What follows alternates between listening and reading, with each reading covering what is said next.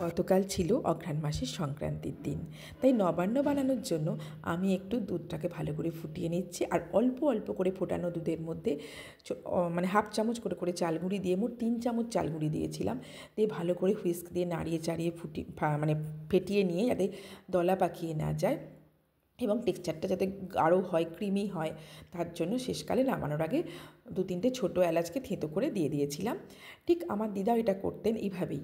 আমার দিদার হাতের নবান্ন মাখা আমার হাজব্যান্ডের ভীষণ পছন্দ। যাই হোক, তো ওনারা চাল অবশ্য বেটে করতেন, ভিজিয়ে নিয়ে বেটে করতেন। তো আমি চাল গুঁড়িটাই মানে করি আর কি, মানে ফাঁকিবাজি। যাই হোক, সমস্ত রকমের মৌসুমি ফল সাজিয়ে দিলাম। আদা কুচি, মূলো কুচিটা কিন্তু মাস্ট, এটা দিতেই হবে, নাহলে কিন্তু নবান্নর সেন্ট আসবে না।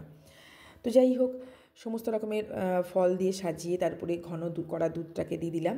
আর এই যে দেখছেন ওপর থেকে নলেন গুড় দেওয়া বা পাটালি গুড়কে আপনি ফুটিয়ে নিয়ে দিতে পারেন। তারপর এই যে কনডেন্স মিল্ক আর ফ্রেশ ক্রিম যেটা দিলাম, সেটা কিন্তু আমার মানে মত আর কি, আমি আমার মতন করে এটাকে সাজালাম।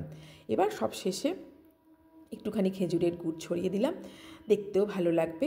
আর এখন তো শীতকালে দোকানে দোকানে মাখা সন্দেশ, সেটাও যদি পারেন একটুখানি হাতে করে ছড়িয়ে দেবেন গুঁড়ো করে, অসাধারণ টেস্ট হয়। আমার দিদা কিন্তু এই সন্দেশ গুঁড়োটাও দিতেন, অসাধারণ টেস্ট হয় এবং এটা খুব স্বাস্থ্যের জন্য খুব ভালো।